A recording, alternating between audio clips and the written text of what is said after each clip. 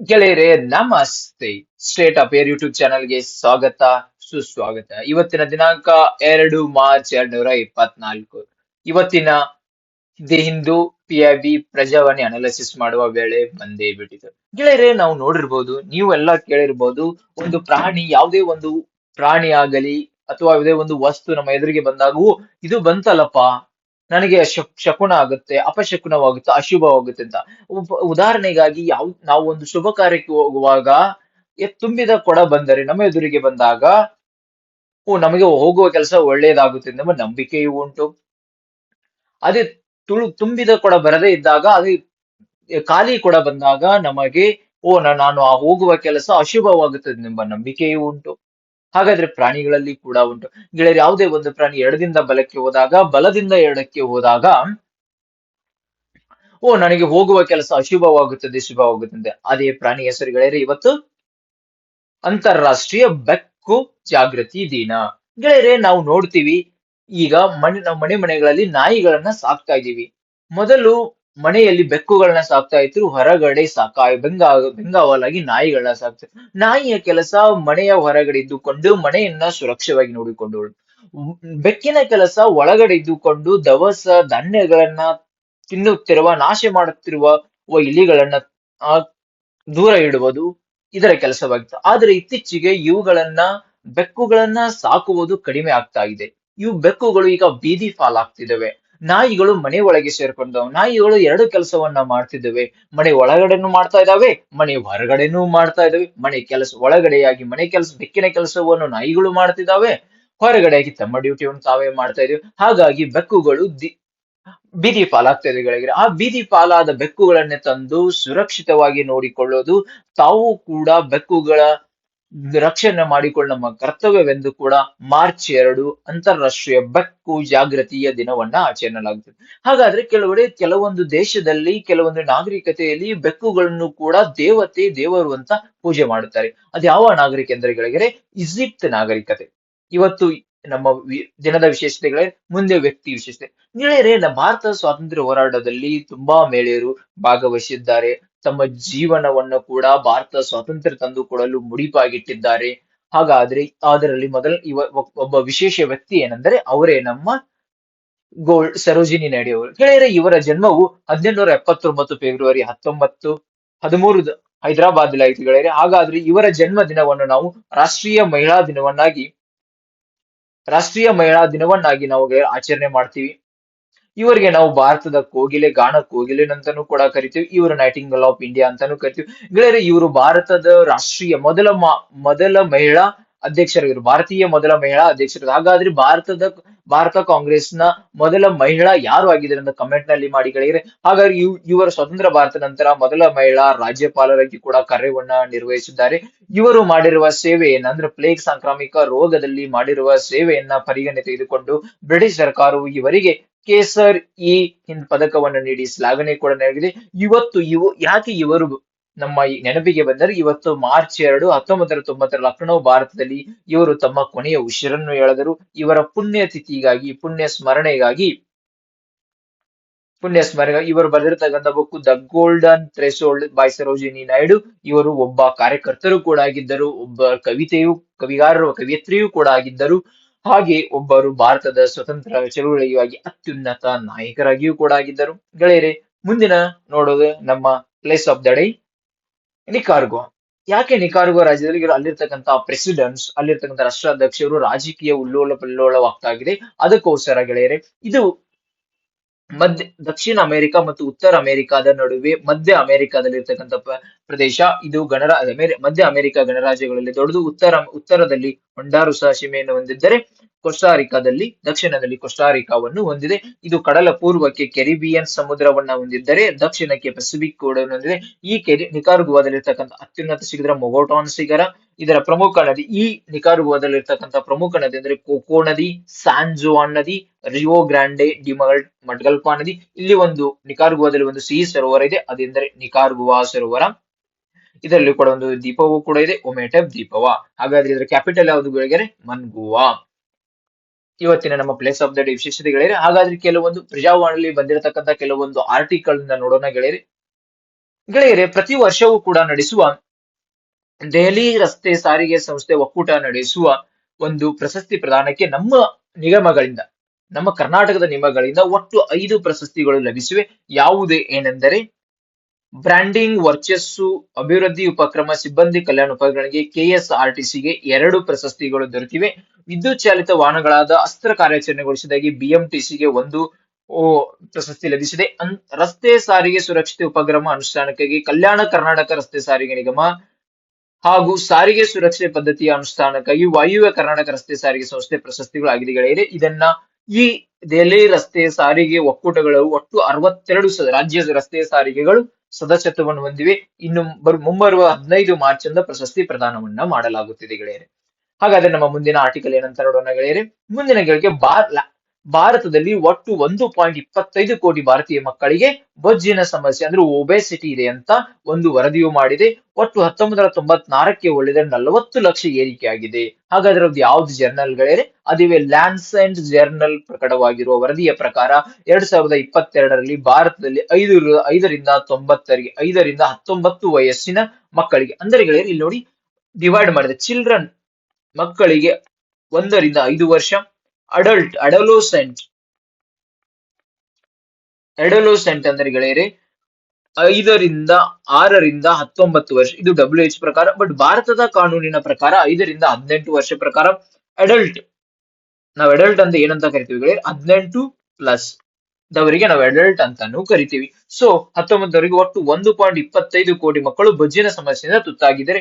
ಈ ಪೈಕಿ 7.3 ಕೋಟಿ ಬಾಲಕರು, 5.2 ಕೋಟಿ ಬಾಲಕಿಯರು, ಜೊತೆಗೆ 4.4 ಕೋಟಿ ಮಹಿಳೆಯರಿಗೆ, 2.2 ಕೋಟಿ ಪುರುಷರಿಗೆ ಬೊಜ್ಜಿನ ಸಮಸ್ಯೆಯನ್ನು ಎದುರಿಸುತ್ತಾರೆ. ಸೊ ಒಟ್ಟು ವಿಶ್ವದಲ್ಲಿ 100 ಕೋಟಿ ದಾಟಿದೆ ಅಂತ ಈ ವರದಿಯು ಹೇಳಿದೆ.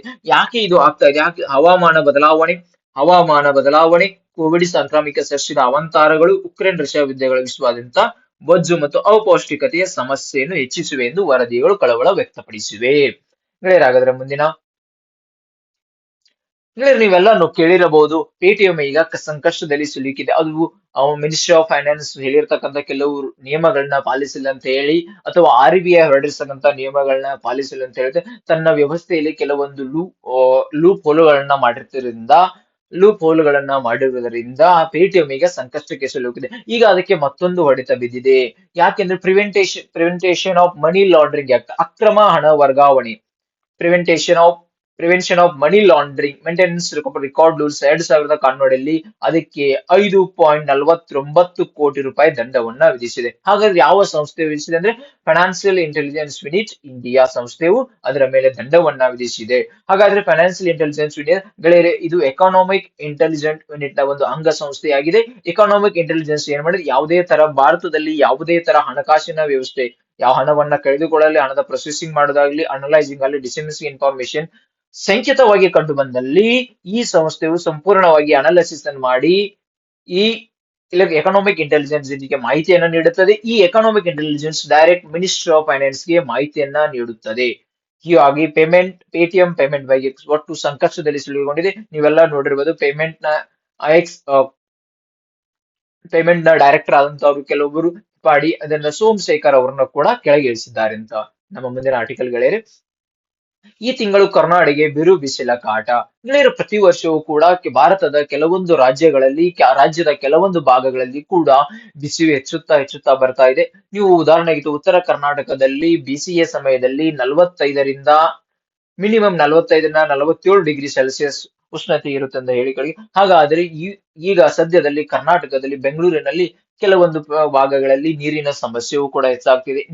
ಕುಡಿಯುವ ನೀರು ದೊರೀತಾ ಇಲ್ಲ. ಯಾಕೆ ಅದು ನೀರು ದೊರೀತಾ ಇಲ್ಲ? ಇಲ್ಲಿ ಒಂದು ಕನ್ಸೆಪ್ಟ್ ಇದೆ ಗೆಳೆಯರೆ, ಬಿಸಿ ಗಾಳಿ ಎಂದರೇನು? ಬಿಸಿ ಗಾಳಿ ಎಂದರೇನು ಗೆಳೆಯರೆ? ಯಾವುದೇ ಒಂದು ಪ್ರದೇಶದಲ್ಲಿ 45 ಡಿಗ್ರಿ ಸೆಲ್ಸಿಯಸ್ ಗಿಂತ ಹೆಚ್ಚು ಹೋದಲ್ಲಿ ಅದಕ್ಕೆ ನಾವು ಹೀಟ್ ವೇವ್ ಅಥವಾ ಬಿಸಿ ಗಾಳಿ ಎಂದು ಕರೆಯುತ್ತೇವೆ. ಗುಡ್ಡ ಪ್ರದೇಶಗಳಲ್ಲಿ 30 ಡಿಗ್ರಿ ಸೆಲ್ಸಿಯಸ್ ಗಿಂತ ಹೆಚ್ಚು ಹೋದಲ್ಲಿ ಅದಕ್ಕೆ ಹೀಟ್ ವೇವ್ ಅಂತಾನು ಕರಿತೀವಿ.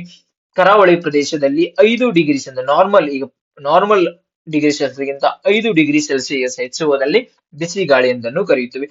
ನೀವು ನೋಡಬಹುದು, ವಿಜಯಪುರ, ತುಮಕೂರು, ಧಾರವಾಡ, ಬಾಗಲಕೋಟೆ, ಕಲಬುರಗಿ, ರಾಯಚೂರು ಮತ್ತು ಯಾದಗಿರಿ ಜಿಲ್ಲೆಗಳಿಗೆ 42ರಿಂದ 45 ತಾಪಮಾನ ದಾಖಲಾಗಿತ್ತು ಎಂದು ಹೇಳಿದ್ದಾರೆ. ಕಳೆದ ವರ್ಷದಲ್ಲಿ ಈ ಕರ್ನಾಟಕದ ಈ ರಾಜ್ಯಗಳಲ್ಲಿ 42ರಿಂದ 44 ಡಿಗ್ರಿ ಸೆಲ್ಸಿಯಸ್ ತಾಪಮಾನ ದಾಖಲಾಗಿತ್ತು ಅಂತ ಹೇಳಿದ್ದಾರೆ. ಸೊ ಗೆಳೆಯರೆ, ಬಿಸಿ ಗಾಳಿ ಬರ್ತಾ ಇದೆ, ಏಟು ಬರುತ್ತೆ. ತಾವೆಲ್ಲರೂ ತಮ್ಮ ತಮ್ಮ ಪ್ರದೇಶಗಳು ಎಲ್ಲೆಲ್ಲಿ ಇದೆ, ನೀವೆಲ್ಲರೂ ಉತ್ತರ ಕರ್ನಾಟಕದಲ್ಲಿ ಇದ್ದರೆ ಜಾಸ್ತಿ ನೀರನ್ನು ಕುಡಿರಿ, ಹೆಚ್ಚು ನೀರು ಸೇವನೆ ಮಾಡಿರಿ. ಬಿಸಿಗಾಲ ಅಂತ ಬಂದ್ರೆ ಮಧ್ಯಾಹ್ನ 11 ಗಂಟೆಯಿಂದ 3 ಗಂಟೆಯವರೆಗೆ ಹೊರಗೆ ಹೋಗದಿಡಿದ್ರಿ. ಜಾಸ್ತಿ ಸೂರ್ಯನ ಬಿಸಿಲುಗಳಿಗೆ ಮುಂದೆ ಹೋಗಬೇಡಿ ಗೆಳೆಯರೆ. ಸೊ ಹಾಗಾದ್ರೆ ನಮ್ಮ ಮುಂದಿನ ಪ್ರಶ್ನೆ ಆರ್ಟಿಕಲ್, ಲಡಾಖ್ ಮ್ಯಾರಥಾನ್ ನಲ್ಲಿ ಕನ್ನಡಿಗನ ನಡಿಗೆ. ಅವ್ರ ಹೆಸರು ಗಿರೀಶ್. ಅವರು ವಿಶಿಷ್ಟ ಸಾಧನೆಯನ್ನ ಮಾಡಿದ್ದಾರೆ.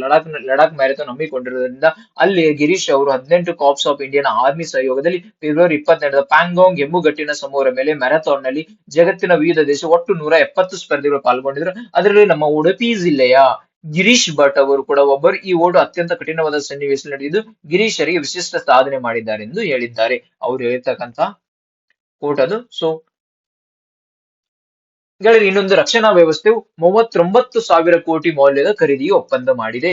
ಹಾಗಾದ್ರೆ 39 defence ministry of defence MiG-29 ಅನ್ನ ಶಸ್ತ್ರಾಸ್ತ್ರ ಖರೀದಿಗೆ ಸಂಬಂಧಿಸಿದ ಒಪ್ಪಂದಗಳಿಗೆ MiG-29 ಸೇರಿದಂತೆ 39,125 ಕೋಟಿ ಮೌಲ್ಯದ ಶಸ್ತ್ರಾಸ್ತ್ರ ಖರೀದಿಗೆ ಒಪ್ಪಂದಗಳಿಗೆ ರಕ್ಷಣಾ ಸಚಿವರು ಶುಕ್ರವಾರ MiG-29 ಯುದ್ಧವನ್ನು ಪೂರೈಕೆ ಮಾಡುವ ಹಿಂದೂಸ್ತಾನ್ ಏರೋನಾಟಿಕಲ್ ಲಿಮಿಟೆಡ್ ಜೊತೆ ಒಪ್ಪಂದವನ್ನು ಮಾಡಿಕೊಂಡಿದೆ.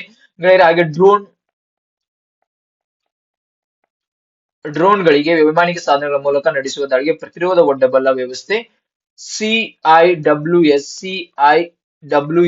ಹಾಗೂ ರಡಾರ್ ಪೂರೈಕೆ ಮಾಡುವುದರಾಗಿ LNT ಜೊತೆ ಒಪ್ಪಂದವನ್ನ ಮಾಡಿಕೊಳ್ಳಲಾಗಿದೆ. ಹಾಗೂ ಬ್ರಹ್ಮೋಸ್ ಕ್ಷಿಪಣಿಗಳ ಪೂರೈಕೆಗಾಗಿ ಬ್ರಹ್ಮೋಸ್ ಏರೋಸ್ಪೇಸ್ ಪ್ರೈವೇಟ್ ಲಿಮಿಟೆಡ್ ಜೊತೆ 2 ಒಪ್ಪಂದವನ್ನ ಮಾಡಿಕೊಂಡಿದೆ. ಈ ಒಪ್ಪಂದಗಳು ಸೇನೆಯ ಸಾಮರ್ಥ್ಯಗಳಿಗೆ ಮತ್ತಷ್ಟು ಬಲ ತುಂಬಲೆಂದು ರಕ್ಷಣಾ ಸಚಿವಾಲಯವು ಹೇಳಿದೆ. ಹಾಗಾದ್ರೆ ಗೆಳೆಯರೆ, ಇವತ್ತಿನ ನಾವು ಪ್ರಮುಖ ಹಾಗೂ ಮಹತ್ವದ ಪ್ರಜಾವಾಣಿ ಮತ್ತು ಇತರ ಪೇಪರ್ಗಳಲ್ಲಿ ಬಂದಿರತಕ್ಕಂತಹ ಆರ್ಟಿಕಲ್ ಅನ್ನು ನೋಡಿದ್ವಿ. ಹಾಗಾದ್ರೆ ಇನ್ನು ಮುಂದೆ ಹಿಂದೂ ಮತ್ತು ಪಿಐಬಿಗಳಲ್ಲಿ ಬಂದಿರತಕ್ಕಂತಹ ಪ್ರಮುಖ ಆರ್ಟಿಕಲ್ ಬಗ್ಗೆ ಪ್ರಶ್ನೆಗಳು ಯಾವ ತರ ಬರ್ಬೋದು ಪೇಪರ್ ಅಲ್ಲಿ ಅಂತ ನಾನು ನೋಡೋಣ ಗೆಳೆಯರೆ. So star campaigner nominated by whom?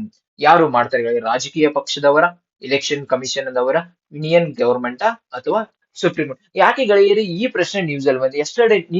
ನಿನ್ನೆಯೂ election commission of ಇಂಡಿಯಾವು ಮುಂಬರುವ ಲೋಕಸಭಾ ಎಲೆಕ್ಷನ್ಗೆ ಯಾವ ತರ ಸ್ಟಾರ್ ಕ್ಯಾಂಪೇನರ್ ಭಾಷಣ ಮಾಡಬೇಕು, ಯಾವುದನ್ನ ಮಾಡಬಾರದೆಂದು ಕೆಲವೊಂದು ಗೈಡೆನ್ಸ್ ಗಳನ್ನ ಹೊರಡಿಸಿದೆ. ಉದಾಹರಣೆಗಾಗಿ ಸ್ಟಾರ್ ಕ್ಯಾಂಪೇನರ್ ಸೋಷಿಯಲ್ ಮೀಡಿಯಾದಲ್ಲಿ ಯಾವುದೇ ತರ ತಪ್ಪು ಮಾಹಿತಿಯನ್ನ ನೀಡುವಂತಿಲ್ಲ, ಯಾವುದೇ ತರ ತಪ್ಪು ಭಾಷಣವನ್ನ ಮಾಡುವಂತಿಲ್ಲ, ಇನ್ನೊಬ್ಬ ಪಕ್ಷದ ವ್ಯಕ್ತಿಯ ವಿರುದ್ಧ ಅಥವಾ ಪಕ್ಷದ ಕಾರ್ಯಕರ್ತರ ವಿರುದ್ಧ ದ್ವೇಷದ ಭಾಷಣವನ್ನ ಮಾಡುವಂತಿಲ್ಲ ಎಂದು ಅವರಿಗೆ ಸ್ಟ್ರಿಕ್ಟ್ ವಾಗಿ ವಾರ್ನ್ ಮಾಡಿದೆ ಗೆಳೆಯರೆ. ಹಾಗಾದ್ರೆ ಸ್ಟಾರ್ ಕ್ಯಾಂಪೇನರ್ ಯಾರು ಗೆಳೆಯರೆ?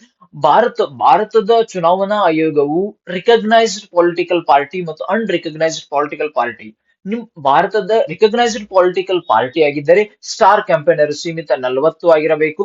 ಈ ಅನ್ರಿಕಗ್ನೈಸ್ಡ್ ಪೊಲಿಟಿಕಲ್ ಪಾರ್ಟಿ ಆಗಿದ್ದರೆ ಸ್ಟಾರ್ ಕ್ಯಾಂಪೇನರ್ 20 ಆಗಿರಬೇಕು. ಹಾಗಾದ್ರೆ ಸ್ಟಾರ್ ಕ್ಯಾಂಪೇನರ್ ಯಾವ ಕಾಯ್ದೆ ಅಡಿ ಭಾರತ ಎಲೆಕ್ಷನ್ ಚುನಾವಣಾ ಆಯೋಗವು ಮಾಡುತ್ತದೆ ಅಂದರೆ ಗೆಳೆಯರೆ, ಅದುವೇ the political party leaders designated as a star campaigner under section 77 of the Representation of the People Act 1951 deliver the speeches during the significant political rallies. ಅವ್ರು ಯಾಕೆ ಅಂದರೆ, ನೀವು ಕೇಳಿರ್ಬೋದು ಗೆಳೆಯರೆ, ನಮ್ಮ ಕರ್ನಾಟಕದ ತಾರೆಯರು ಕೂಡ ಕೆಲವೊಂದು ಪಕ್ಷಗಳಿಗೆ ಸ್ಟಾರ್ ಕ್ಯಾಂಪೇನರ್ ಆಗಿ ಹೋಗುತ್ತಾರೆ. ಸೊ ಗೆಳೆಯರೆ, ಅದಕ್ಕೆ ರಿಪ್ರೆಸೆಂಟೇಷನ್ ಆಫ್ ಪೀಪಲ್ ಆಕ್ಟ್ 1950 ಅಡಿಯಲ್ಲಿ ಸ್ಟಾರ್ ಕ್ಯಾಂಪೇನರ್ ಇಂದ ಪೊಲಿಟಿಕಲ್ ಪಾರ್ಟಿಯು ಕೂಡ ಮಾಡುತ್ತದೆ. ಗೆಳೆಯರಿ, ಕೋವಿಡ್ ಟೈಮ್ ಅಲ್ಲಿ ಇದನ್ನ ಸ್ಟಾರ್ ಕ್ಯಾಂಪೇನರ್ ನ 30ಕ್ಕೆ ಇಳಿಸಲಾಗಿತ್ತು. ಇದನ್ನ 15ಕ್ಕೆ ಇಳಿಸಲಾಗಿತ್ತು. ಹಾಗಾದ್ರೆ ನಮ್ಮ ಮುಂದಿನ ಪ್ರಶ್ನೆ ಗೆಳೆಯರೆ, formation and proportion of 1000 farmer produce organisation scheme launched in which year? ಯಾವ ವರ್ಷದಲ್ಲಿ 1000 ಫಾರ್ಮರ್ ಪ್ರೊಡ್ಯೂಸ್ ಆರ್ಗನೈಸೇಷನ್ ಗಳ ನಿರ್ಮಾಣ ಮಾಡುವುದು ಮತ್ತು ಅವುಗಳಿಗೆ ಉದ್ದೇಶ ನೋಡಿ ಯಾವ ವರ್ಷದಲ್ಲಿ ಮಾಡಲಾಗಿತ್ತು ಎಂದು ಪ್ರಶ್ನೆಯನ್ನು ಕೇಳಲಾಗಿದೆ. 2020, 2021, 2022, ಸರಿಯಾದ ಉತ್ತರಗಳೇನು? 2021. ಹಾಗಾದ್ರೆ ಫಾರ್ಮರ್ ಪ್ರೊಡ್ಯೂಸ್ ಆರ್ಗನೈಸೇಷನ್ ಅಂದ್ರೆ ಏನು? ಫಾರ್ಮರ್ ಪ್ರೊಡ್ಯೂಸ್ ಆರ್ಗನೈಸೇಷನ್ ಎಂದರೆ ಗೆಳೆಯರೆ ನೋಡಿ, ಸುಸ್ಥಿರ ಆದಾಯ ಆಧಾರಿತ ಕೃಷಿ ಅಭಿವೃದ್ಧಿಗೆ ಮತ್ತು ಕೃಷಿಯ ಸಮುದಾಯಗಳ ಒಟ್ಟಾರೆ ಸಾಮಾಜಿಕ ಆರ್ಥಿಕ ಅಭಿವೃದ್ಧಿ ಮತ್ತು ಏಕಶ್ರಮಕ್ಕಾಗಿ 10,000 ಲಕ್ಷಗಳು ಸಮಗ್ರ ಮತ್ತು ವಿಶಾಲ ಬೆಂಬಲಿತ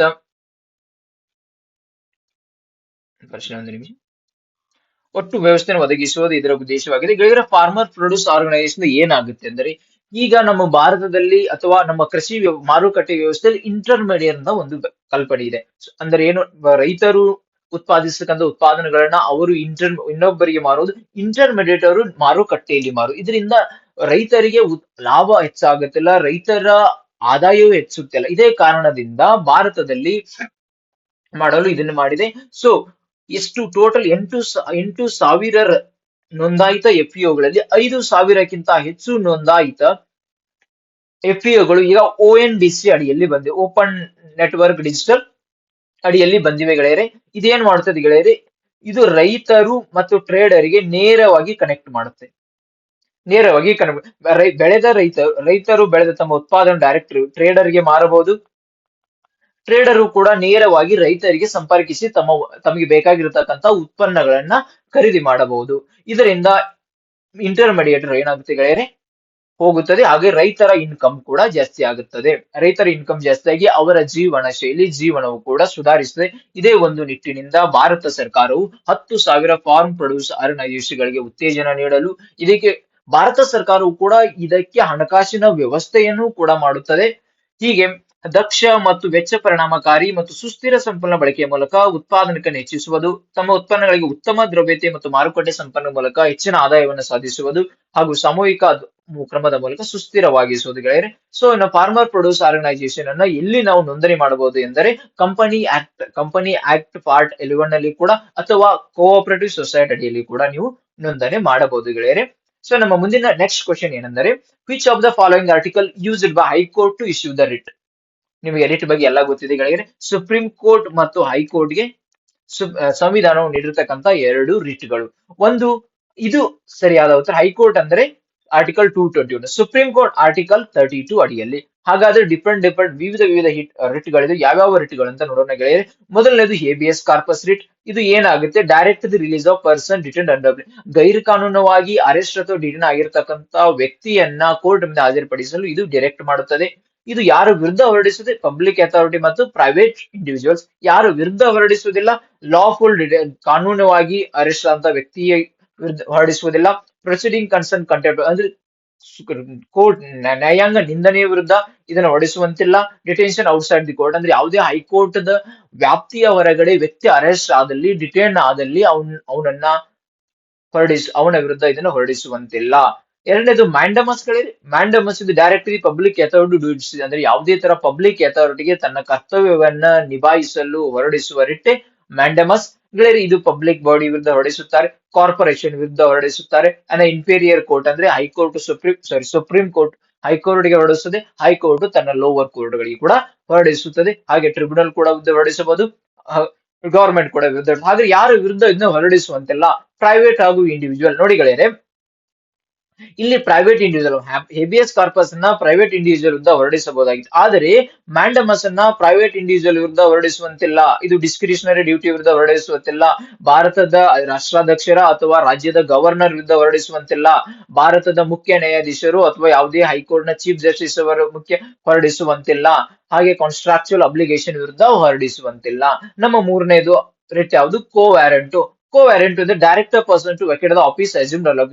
ಗೈರು ಕಾನೂನವಾಗಿ ಸ್ವಾಧೀನ ಮಾಡಿಕೊಂಡಿರ್ತಕ್ಕಂತ ಯಾವುದೇ ಆಫೀಸ್ ಅನ್ನ ಖಾಲಿ ಮಾಡಲು, ತೊರೆದು ಹೋಗಲು ಇದನ್ನ ಹೊರಡಿಸುತ್ತಾರೆ ಗೆಳೆಯರು. ಓನ್ಲಿ ಅಗೇನ್ಸ್ಟ್ ಯಾರ ವಿರುದ್ಧ ಹೊರಡಿಸುತ್ತಾರೆ, ಜುಡಿಷಿಯಲ್ ಮತ್ತು ಕ್ವಾಸಿ ಜುಡಿಷಿಯಲ್ ಅಥಾರಿಟಿ ವಿರುದ್ಧ ಮಾತ್ರ ಇದನ್ನ ಹೊರಡಿಸುತ್ತಾರೆ. ಇದನ್ನ ಯಾರು ವಿರುದ್ಧ ಹೊರಡಿಸುತ್ತಾರೆ ಗೆಳೆಯರೆ, ಅಡ್ಮಿನಿಸ್ಟ್ರೇಟಿವ್ ವಿರುದ್ಧ ಹೊರಡಿಸುವಂತಿಲ್ಲ, ಯಾವುದೇ ಶಾಸಕರ ವಿರುದ್ಧ ಹೊರಡಿಸುವಂತಿಲ್ಲ, ಯಾವುದೇ ಪ್ರೈವೇಟ್ ಬಾಡೀಸ್ಗಳ ವಿರುದ್ಧ ಹೊರಡಿಸುವಂತಿಲ್ಲ, ಯಾವುದೇ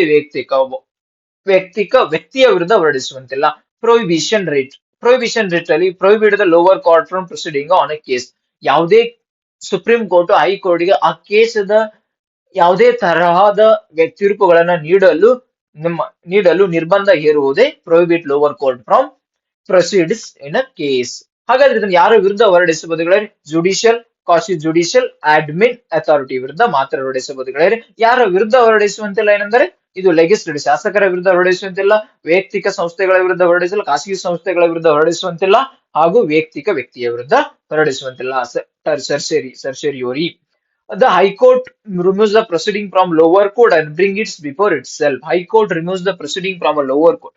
ಅಂದರೆ ಪ್ರೊಸೀಡಿಂಗ್ ಹೈಕೋರ್ಟ್ ಅಲ್ಲಿ ನಡೆದಿರ್ತಕ್ಕಂತಹ ಪ್ರೊಸೀಡಿಂಗ್ಗಳು ಅಂದರೆ ಸಾರಿ ಲೋವರ್ ಕೋರ್ಟ್ ಅಲ್ಲಿ ನಡೆದಿರ್ತಕ್ಕಂತಹ ಪ್ರೊಸೀಡಿಂಗ್ಗಳನ್ನ ಹೈಕೋರ್ಟ್ ತನ್ನ ಕೋರ್ಟ್ಗೆ ಸೆಂಡ್ ಮಾಡುವುದೇ ಈ ರಿಟ್ನ ವಿಶೇಷತೆಯಾಗಿದೆ. ಇದು ಓನ್ಲಿ ಫಾರ್ ಸ್ಟ್ಯಾಟ್ಯುಟರಿ ಅಂಡ್ ಸಂವಿಧಾನಿಕ ಮತ್ತು ಸ್ಟ್ಯಾಟ್ಯುಟರಿ ಪಬ್ಲಿಕ್ ಆಫೀಸರ್ ಮಾತ್ರ ಹೊರಡಿಸಿ. ಇದನ್ನು ಮಿನಿಸ್ಟ್ರಿಯಲ್ ಆಫೀಸ್ ವಿರುದ್ಧ ಹೊರಡಿಸುವಂತಿಲ್ಲ. ಇದು ಪ್ರೈವೇಟ್ ಆಫೀಸರ್ ವಿರುದ್ಧ ಹೊರಡಿಸುವಂತಿಲ್ಲ.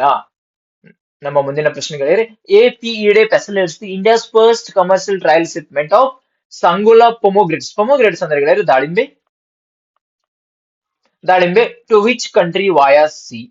via sea ನೋಡಿ ಇಂಪಾರ್ಟೆಂಟ್, via sea. ಯಾಕಂದ್ರೆ ಆಲ್ರೆಡಿ ನಾವು ಏರ್ ಥ್ರೂ ಮಾಡಿದೀವಿ.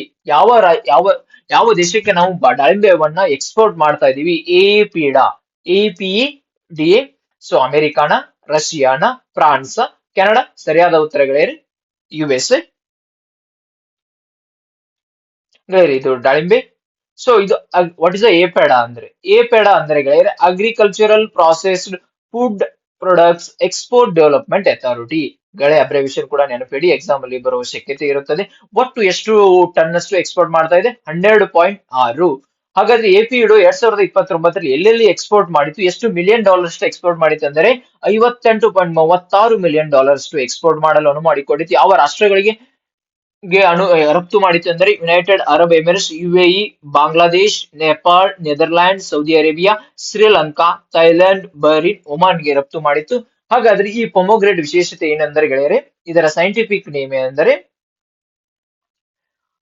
ಪುನಿಕಾ ಗ್ರಾಂಟಮ್. ಇದರ ಸೈಂಟಿಫಿಕ್ ನೇಮ್ ಆಗಿದೆ ಗೆಳೆಯರೆ. ಇದು ಮೃದುವಾದ ಬೀಜಗಳನ್ನ ಹೊಂದಿರುತ್ತದೆ. ಕಡಿಮೆ ಆಮ್ಲೀಯತೆ ಅಂದ್ರೆ ಲೆಸ್ ಅಸಿಡಿಸಿಟಿ ಆಗಿದೆ ಮತ್ತು ಇದರ ಕಲರ್ ತುಂಬಾ ಅಟ್ರಾಕ್ಷನ್ ಆಗಿರುತ್ತದೆ. ಸೊ ಇದರ ಒಂದು ಫೇಮಸ್ ವೆರೈಟಿ ಇದೆ ಗೆಳೆಯರೆ. ಇದು ಯಾವುದು? Bhagwa colour. Bhagwa is the famous variety in Solapur, Kolhapur, Sangola, ಮಹಾರಾಷ್ಟ್ರದ ಪ್ರದೇಶಗಳಲ್ಲಿ ತುಂಬಾ ಒಂದು ಫೇಮಸ್ ಆಗಿದೆ ಗೆಳೆಯರೆ. ಇದು ಕೂಡ ಹಾಗಾದ್ರೆ ಯಾವ ರಾಜ್ಯದಲ್ಲಿ ನಾವು ಈ ದಾಳಿಂಬೆಯನ್ನ ಬೆಳಿತೀವಿ ಅಂದ್ರೆ ಮಹಾರಾಷ್ಟ್ರ, ಗುಜರಾತ್, ಕರ್ನಾಟಕ, ರಾಜಸ್ಥಾನ್, ಆಂಧ್ರ ಪ್ರದೇಶ್. ಮಹಾರಾಷ್ಟ್ರ ಉತ್ಪಾದನೆಯು 52% ಗಿಂತ ಹೆಚ್ಚಾಗಿದೆ. ಇದು ಸೆಮಿ ಆರಿಡ್ ಕ್ರಾಪ್ ಆಗಿದೆ ಗೆಳೆಯರೆ. ಸೆಮಿ ಆರಿಡ್ ಕ್ರಾಪ್ ಆಗಿದೆ ಗೆಳೆಯರೆ. ಹಾಗಾದ್ರೆ ಇದು ಫಸ್ಟ್ ಟ್ರಯಲ್ ಶಿಪ್ಮೆಂಟ್ ವಾಯಾ ಏರ್ ಅಂದ್ರೆ ವಿಮಾನಗಳ ಮೂಲಕ ನಾವು US ಅಲ್ಲಿ 2022 ಮತ್ತು 23ರಲ್ಲಿ ಕಳಿಸಿಕೊಂಡಿದ್ದೇವೆ. ಈಗ ಇದು ಮತ್ತೊಂದು ಸಾಧನವನ್ನು ಯಶಸ್ವಿ ರೀತಿಯಾಗಿ ಮಾಡಿಕೊಟ್ಟಿದೆ. ಬೇರೆ GI ಟ್ಯಾಗ್ ಆಗಿದೆ. ಸೊಲಾಪುರ ದಾಳಿಂಬೆಗೆ GI ಟ್ಯಾಗ್ ದೊರೆತಿದೆ ಆಲ್ರೆಡಿ. ನೆನಪಿಡಿ ಗೆಳೆಯರೆ.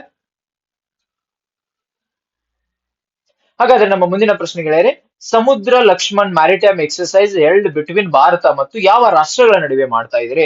Malaysia, Singapore, Indonesia, Sri Lanka. ಸರಿಯಾದ ಉತ್ತರಗಳೇ ಮಲೇಷಿಯಾ. ಇದು ಎಷ್ಟನೆಯ ಆವರ್ತಿ? ಗೆಳೆಯರೆ? ಮೂರನೆಯ ಆವರ್ತಿ. ಎಲ್ಲಿ ಇದನ್ನು ವಿಶಾಖಪಟ್ಟಣಂದಲ್ಲಿ ಹಮ್ಮಿಕೊಳ್ಳಲಾಗಿತ್ತು.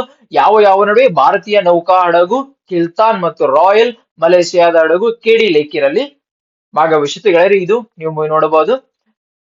ನಮ್ಮ ಮುಂದಿನ ಪ್ರಶ್ನೆಗಳೇ, 100 ಕ್ಯೂಬ್ ಕಾನ್ಕ್ಲೇವ್ ಹೆಲ್ಡ್ ಅಟ್. ಯಾವ 100 ಕ್ಯೂಬ್ ಕಾನ್ಕ್ಲೇವ್ ಅಲ್ಲಿ ಯಾವ ರಾಜ್ಯದಲ್ಲಿ ಮತ್ತು ಯಾವ ಕಾಲೇಜಿನಲ್ಲಿ ಹೆಲ್ಡ್ ಮಾಡಿದ್ದು? IIM Sambalpur Odisha, IISc Bengaluru Karnataka, IIT Bombay Maharashtra, IIM Ahmedabad Gujarat. ಯಾವ ರಾಜ್ಯದಲ್ಲಿ ಹಮ್ಮಿಕೊಳ್ಳಲಾಗಿತ್ತು ಗೆಳೆಯರೆ? ಇದನ್ನ IIM ಸಂಬಲ್ಪುರ್ ಒಡಿಶಾ ರಾಜ್ಯದಲ್ಲಿ. ಯಾಕೆ 100 ಕ್ಯೂಬ್ ಅಂತ ಗೆಳೆಯರೆ? 100 ಸ್ಟಾರ್ಟ್ಅಪ್ಸ್ ಗೆ 100 worth of 100 crore by the time of Odisha celebrates 100. Odisha ರಾಜ್ಯ ಫಾರ್ಮೇಶನ್ 100 ವರ್ಷ ಮುಗಿಯುವಷ್ಟರಲ್ಲಿ 100 ಸ್ಟಾರ್ಟ್ಅಪ್ಸ್ ಗಳನ್ನ ಒಡಿಶಾದಲ್ಲಿ ನಿರ್ಮಿಸುವುದು. ಅದರ ವ್ಯಾಲ್ಯೂಯೇಷನ್ ಎಷ್ಟಾಗಬೇಕು ಗೆಳೆಯರೆ? 100 crore. ಸೊ ಅದಕ್ಕೆ 100 crore cube conclave held at IIM Sambalpur Odisha. ಮುಂದಿನ ಪ್ರಶ್ನೆ, the resolution on sustainable life style.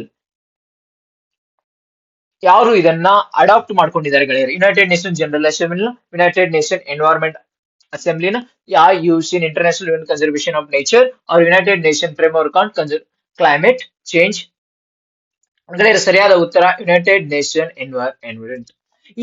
ಈಗ ಸದ್ಯದಲ್ಲಿ 6th ಸೆಷನ್ ನಡೀತಾ ಇದೆ ಗೆಳೆಯರೆ. 6th ಸೆಷನ್ ನಡೀತಾ ಇದೆ. ಎಲ್ಲಿ ನಡೀತಾ ಇದೆ ಗೆಳೆಯರೆ? ನೈರೋಬಿ ಕೇನ್ಯಾದಲ್ಲಿ. ಕೇನ್ಯಾದಲ್ಲಿ 6th ಸೆಷನ್ ನಡೀತಿದೆ. ಅಲ್ಲಿ ಭಾರತವು ಪ್ರಮೋಟ್ ಮಾಡಿರ್ತಕ್ಕಂಥ ಲೈಫ್ ಎಂಬ ಕಾನ್ಸೆಪ್ಟ್ ಅನ್ನ ಯುನೈಟೆಡ್ ನೇಷನ್ ಎನ್ವೈರನ್ಮೆಂಟ್ ಅಸೆಂಬ್ಲಿ ಅವರು resolution on sustainable life style adopt ಮಾಡಿಕೊಂಡಿದ್ದಾರೆ. ಇದನ್ನ ನಮ್ಮ ಭಾರತದ ಪ್ರಧಾನಿಯವರು 2020 ಅಕ್ಟೋಬರ್ 2022ರಲ್ಲಿ Statue of Unity Ekta Nagar Gujarat ನಲ್ಲಿರ್ತಕ್ಕಂಥ, ಯಾವಾಗ ಭಾರತದ ವಿಶ್ವಸಂಸ್ಥೆಯ ಸೆಕ್ರೆಟರಿ ಜನರಲ್ ಆಂಟೋನಿ ಗುಟೆರೆಸ್ ಅವರು ಬಂದಾಗ ನಮ್ಮ ಭಾರತದ ಪ್ರಧಾನಿಯವರು ಲೈಫ್ ಎಂಬ ಕಾನ್ಸೆಪ್ಟ್ ಅನ್ನು ಅವರ ಮುಂದೆ ಇಟ್ಟಿದ್ದರು. ಹಾಗೆ ನಮ್ಮ ಭಾರತದ ಪ್ರಧಾನಿಯವರು ವರ್ಲ್ಡ್ ಲೀಡರ್ ಸಮಿತ್ ಗ್ಲಾಸ್ಗೋದಲ್ಲಿ COP26 ಅಲ್ಲಿ ಇದನ್ನು ಅಡಾಪ್ಟ್ ಮಾಡಿಕೊಳ್ಳಲು ಹೆಚ್ಚು ಒತ್ತಾಯ ನೀಡಿದ್ದರು. ಅದಕ್ಕೆ ಯುನೈಟೆಡ್ ನೇಷನ್ ಎನ್ವೈರನ್ಮೆಂಟ್ ಅಸೆಂಬ್ಲಿ ತನ್ನ 6th ಸೆಷನ್ ಅಲ್ಲಿ ಇದನ್ನು ಅಡಾಪ್ಟ್ ಮಾಡಿಕೊಳ್ಳಲಾಗಿದೆ. ಇದು ಭಾರತದ ಒಂದು ಎನ್ವೈರನ್ಮೆಂಟ್ ವಿಕೋಪಗಳಿಗೆ ವಿರುದ್ಧ ಹೋರಾಡಲು ಹಾಗೂ ವಿಶ್ವದ ಜನರಿಗೆ ಸಸ್ಟೈನೇಬಲ್ ಸುಸ್ಥಿರ ಜೀವನವನ್ನ ನೀಡಲು ಭಾರತದ ಕಡೆಯಿಂದ ನೀಡುವ ಒಂದು ವ್ಯವಸ್ಥೆಯಾಗಿದೆ ಗೆಳೆಯರೆ. ಸೊ ಇದನ್ನ ನೆನಪಿಡಿ. ಇದು 6th ಕೆನ್ಯಾ ಮತ್ತು ನೈರೋಬಿಯಲ್ಲಿ ಹೆಡ್ ಕ್ವಾರ್ಟರ್ ಕೂಡ ಇರುವುದು. United Nation Environment Programme the head quarter, UNEP head quarter ಎಲ್ಲಿದೆ ಅಂತ ನೀವು ಕಮೆಂಟ್ ಮಾಡಿ ಗೆಳೆಯರೆ. ಸೊ ಇದು 3 ವ್ಯವಸ್ಥೆಗಳನ್ನ ಹೊಂದಿದೆ. Mission life, demand supply policy. ಅದಕ್ಕೆ ಭಾರತವು ನಿನ್ನೆ ಈ ಪ್ರೆಸ್ ರಿಲೀಸ್ ಮಾಡುವ historic resolution on sustainable life style, the word they have used, historic resolution. Open Plan Network Program on Sustainable Lifestyle and Education. These are the important things here. ಆದ್ರೆ ಇದು ಕೂಡ green jobs for youth card. ಹಾಗಾದ್ರೆ ಭಾರತವು ಇದನ್ನ submit ಮಾಡಿದ್ರೆ ಇದಕ್ಕೆ ಕೋ sponsor ಯಾರು ಮಾಡಿದ್ರು ಗೆಳೆಯರೆ ಅಂದ್ರೆ ಶ್ರೀಲಂಕಾ ಮತ್ತು ಬೊಲಿವಿಯಾ. ನಮ್ಮ ಮುಂದಿನ ಪ್ರಶ್ನೆ, next question is national birth defect awareness month 2024 is organized and is promoting which organization? Niti Aayog, Ministry of Health, Ministry of Women and Child Development, World Health Organization. ಗೆಳೆಯರೆ ಸರಿಯಾದ ಉತ್ತರ ನೀತಿ ಆಯೋಗ್ ಸರಿಯಾದ ಉತ್ತರ. NITI Aayog, National Institution of Transforming India. So ಹಾಗಾದ್ರೆ ಗೆಳೆಯರೆ ನೋಡೋಣ, ಇದರ theme ಏನೆಂದರೆ breaking a barriers inclusive support for children with a birth defect. ಹಾಗಾದ್ರೆ ಇದ್ರ ಯಾವ ಫೋಕಸ್ ಮಾಡಿ ಕೇಂದ್ರ ತರ ಫೋಕಸ್ ಮಾಡ್ತಾರೆ ಯಾವಾಗಂದ್ರೆ awareness about prevention, early identification and timely management. ಪ್ರಧಾನಮಂತ್ರಿ ಪೋಷ್ ಅಭಿಯಾನ್ ಕೂಡ ಭಾರತದಲ್ಲಿದೆ, ಪೋಷ್ ಅಭಿಯಾನ್. ಸೊ ಇದರ ಅಡಿಯಲ್ಲಿ ನೀತಿ ಆಯೋಗ ಇದನ್ನ ಆಯೋಜನೆ ಮಾಡುತ್ತಿದೆ. ಇದು ಒಂದು ಒನ್ ಮಂತ್ ಪ್ರೋಗ್ರಾಮ್ ಆಗಿದೆ, 1 ಮಂತ್ ಅವೇರ್ನೆಸ್ ಪ್ರೋಗ್ರಾಮ್ ಆಗಿದೆ. 1 ಮಂತ್ ಏನ್ ಮಾಡುತ್ತೆ, ಮಕ್ಕಳಲ್ಲಿ ಇರ್ತಕ್ಕಂತಹ ಸಮಸ್ಯೆಗಳನ್ನ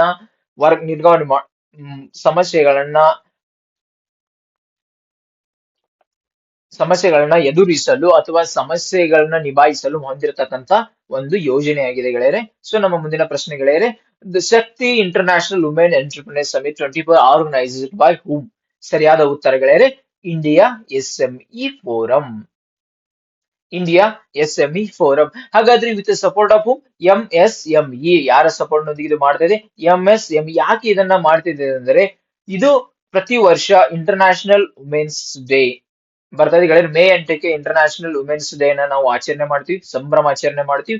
ಆ ಒಂದು ನೆನಪಿಗೆ ಪ್ರತಿ ವರ್ಷ ಆನ್ಯುವಲ್ ಕಾನ್ಫರೆನ್ಸ್ ಆಗಿ ಇದನ್ನ ಮಾಡಲಾಗುತ್ತದೆ. ಇದನ್ನ ಯಾರು ಮಾಡ್ತಾರೆ? India SME forum. ಇವರೇ ನಮ್ಮ MSME ಮಿನಿಸ್ಟರ್ ಗೆಳೆಯರು ನಾರಾಯಣ್ ರಾಣೆ ಅವರು. ಇವರು ಈ ಒಂದು ಪ್ರೋಗ್ರಾಮ್ಗೆ ಮುಖ್ಯ ಅತಿಥಿಯಾಗಿ ಹೋಗಿದ್ದರು. ಆ ಸಂದರ್ಭದಲ್ಲಿ ಇವರು 3 ಇನಿಷಿಯೇಟಿವ್ ಗಳನ್ನ ಮಾಡಿದ್ದಾರೆ. ಯಾವ ಇನಿಷಿಯೇಟಿವ್ ಗಳಂದ್ರೆ ವುಮೆನ್ ಎಂಟರ್ಪ್ರಿನರ್ಶಿಪ್ ಪ್ರಮೋಟ್ ಮಾಡಿದ್ರೆ. ಹಾಗಾದ್ರೆ ಶಕ್ತಿ ಇಂಟರ್ನ್ಯಾಷನಲ್ ವುಮೆನ್ ಎಂಟರ್ಪ್ರಿನರ್ ಸಮಿಟ್ 24 ಮುಖ್ಯ ಉದ್ದೇಶ ಏನಂದ್ರೆ inspiring and promoting the idea of entrepreneurship among woman. ಮಹಿಳೆಯರಲ್ಲಿ ಉದ್ಯಮಶೀಲತೆಯನ್ನು ಹೆಚ್ಚಿಸಿಕೊಳ್ಳೋದು, ಜಾಬ್ ಸೀಕರ್ ಇಂದ ಜಾಬ್ ಕ್ರಿಯೇಟರ್ ಆಗಿ ಭಾರತದ ಮಹಿಳೆಯರನ್ನ ಪರಿವರ್ತನೆ ಮಾಡುವುದು, ಭಾರತದ ಮಹಿಳೆಯರನ್ನ ಸಶಕ್ತೀಕರಣ ಮಾಡಲು ಭಾರತದ ಮಹಿಳೆಯರು ಉದ್ಯಮ ಎಂಟರ್ಪ್ರಿನರ್ಶಿಪ್ ಬರುವುದು ತುಂಬಾ ಮುಖ್ಯ. ಅದಕ್ಕೋಸ್ಕರ ಅವರು 3 ಇನಿಷಿಯೇಟಿವ್ ಗಳನ್ನ ಮಾಡಿದ್ರು. ಒಂದು ಪಂಜೀಕರಣ ಸೇ ಪ್ರಗತಿ, WP ಉನ್ನತಿ ಉದ್ಯಮಿತಾ ಸೇ ಪ್ರಗತಿ, ಮೆಂಟರ್ಶಿಪ್ ಪ್ರೋಗ್ರಾಮ್ ಗಳನ್ನ ಲಾಂಚ್ ಮಾಡಿದ್ರೆ ಗೆಳೆಯರೆ. ಹಾಗಾದ್ರೆ ನಮ್ಮ ಮುಂದಿನ ಪ್ರಶ್ನೆ ಅಥವಾ ಮುಂದಿನ ಆರ್ಟಿಕಲ್ ಏನಂತ ನೋಡೋಣ ಗೆಳೆಯರೆ. ಸಂಸತ್ ಭದ್ರತಾ ಮುಖ್ಯಸ್ಥರು ಅಂದ್ರೆ ಪಾರ್ಲಿಮೆಂಟ್ ಸೆಕ್ಯೂರಿಟಿಯ ಚೀಫ್ ಆಗಿ ಯಾರನ್ನ ನೇಮಕ ಮಾಡಿದ್ದಾರೆ? ಅಗರ್ವಾಲ್ ನೇಮಕ್. ಗೆಳೆಯರೆ ನಮ್ಗೆಲ್ಲ ಗೊತ್ತು, ಪಾರ್ಲಿಮೆಂಟರಿ ಸೆಕ್ಯೂರಿಟಿ ಬ್ರೀಚ್ ಆಗಿತ್ತು. ಕೆಲವೊಬ್ಬ ದುಷ್ಕರ್ಮಿಗಳು ಪಾರ್ಲಿಮೆಂಟ್ ಗೆ ನುಗ್ಗಿದ್ದರು ಅಂತ. ಸೊ ಅದಕ್ಕಾಗಿ ಈಗ ಅವರು ಹಿರಿಯ IPS ಅಧಿಕಾರಿಯಾದ ಅನುರಾಗ್ ಅಗರ್ವಾಲ್ ಅವರನ್ನ ಸಂಸತ್ ಭದ್ರತಾ ಮುಖ್ಯಸ್ಥರನ್ನಾಗಿ ನೇಮಿಸಲಾಗಿದೆ ಎಂದು ಅಧಿಸೂಚನೆ. ಇವರು ಅಸ್ಸಾಂ ಮತ್ತು ಮೇಘಾಲಯ ಕೇಡರ್ನ 1998 ಬ್ಯಾಚಿನ ಅಧಿಕಾರಿಯಾಗಿ ಸದ್ಯದ ಪ್ರಸ್ತುತ ಶಿಲಾಂಗ್ ಮೂಲದ ಕೇಂದ್ರೀಯ CRPF ಅಲ್ಲಿ ಇನ್ಸ್ಪೆಕ್ಟರ್ ಜನರಲ್ ಆಗಿ ಕೆಲಸವನ್ನು ಸಲ್ಲಿಸುತ್ತಿದ್ದರು. ಈಗ ಇವರನ್ನ ಸಂಸತ್ ಭದ್ರತಾ ಮುಖ್ಯಸ್ಥರನ್ನಾಗಿ ನೇಮಕ ಮಾಡಲಾಗಿದೆ ಗೆಳೆಯರೆ. ಇವತ್ತು ಮುಖ್ಯವಾದ ಮತ್ತು ಪ್ರಮುಖವಾದ ಆರ್ಟಿಕಲ್ ಮತ್ತು ಸಂಬಂಧಿಸಿದ PIB ಮತ್ತು ದಿ ಹಿಂದೂ ನಲ್ಲಿ ಬಂದಿರತಕ್ಕಂತಹ ಮುಖ್ಯ ಆರ್ಟಿಕಲ್ಗೆ ಪ್ರಶ್ನೆಗಳ ರಚನೆ ಮಾಡಿ ನಿಮ್ಮ ಮುಂದೆ ನಾನು ಇಟ್ಟಿದ್ದೇನೆ. ನಮ್ಮ ಈ ಇನಿಷಿಯೇಟಿವ್ ನಿಮಗೆ ಇಷ್ಟವಾದಲ್ಲಿ ಲೈಕ್ ಮಾಡಿ, ನಿಮ್ಮ ಗೆಳೆಯರ ಜೊತೆ ಇದನ್ನ ಶೇರ್ ಮಾಡಿ, ಹಾಗೆ ನಮ್ಮ ಯೂಟ್ಯೂಬ್ ಚಾನಲ್ಗೆ ಸಬ್ಸ್ಕ್ರೈಬ್ ಮಾಡಿ. ಧನ್ಯವಾದಗಳು. ನಮಸ್ತೆ. Thank you.